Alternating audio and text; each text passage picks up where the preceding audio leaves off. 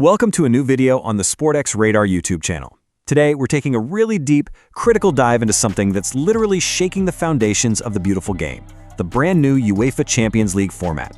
We're going to unpack a comprehensive review that deeply questions these recent structural changes. And let me tell you, the source material doesn't just skim the surface. It puts the whole evolution of modern football under a microscope, looking at it from both strategic and financial angles. So let's just jump right in and see what this new format actually means for the sport we love. Right off the bat, I want you to stop and truly ask yourself, what are your favorite team's actual real chances in this new system?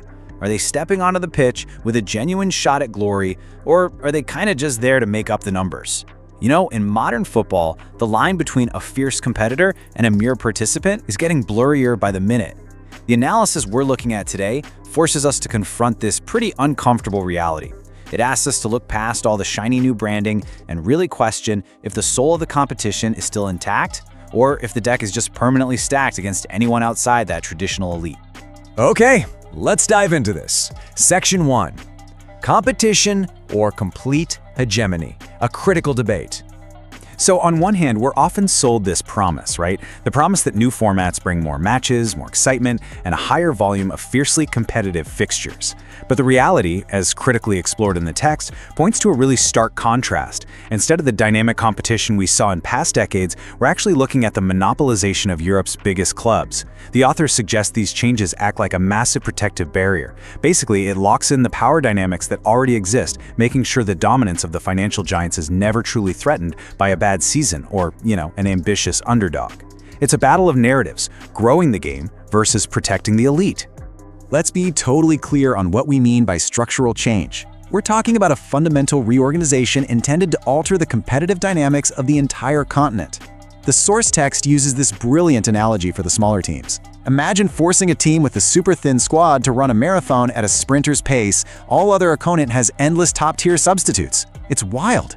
This increased match density systematically exhausts the smaller clubs while heavily favoring the deep-pocketed elites. The text fundamentally questions if this massive shift genuinely benefits the sport, or if it just creates a closed-loop system where the rich inevitably get richer and the rest of us are basically just invited to watch.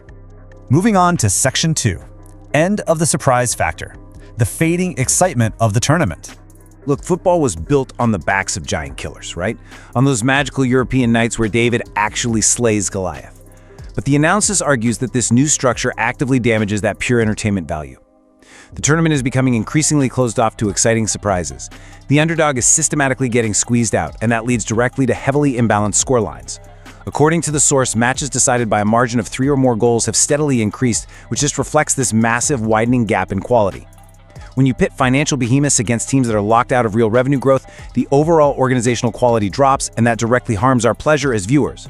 We tune in for tension, we tune in for the unexpected. Take that away, and honestly, the thrill is just gone.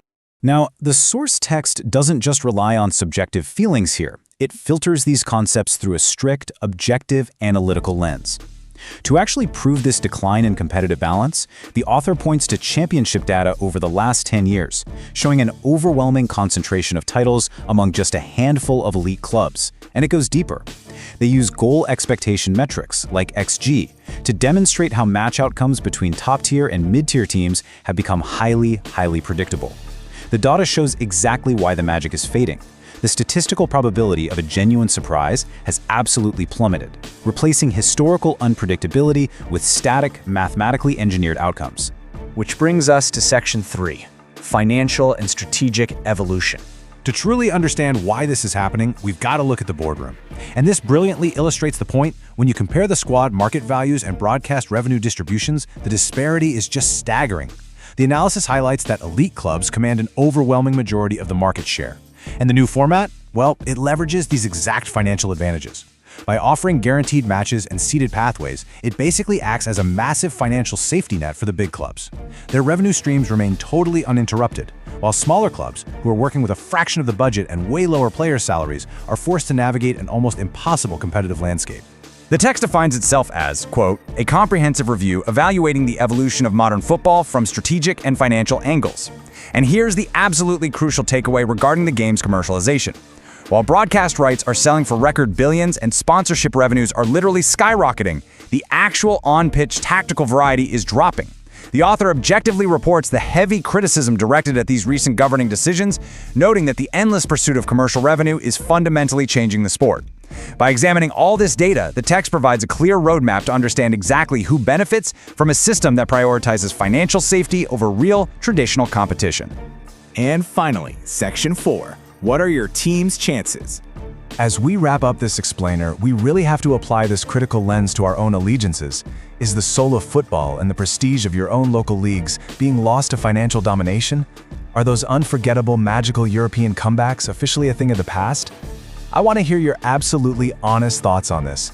Take to the comments section right now and let's start a massive debate. Tell me how you think this new format impacts your team's survival and your personal enjoyment of the sport.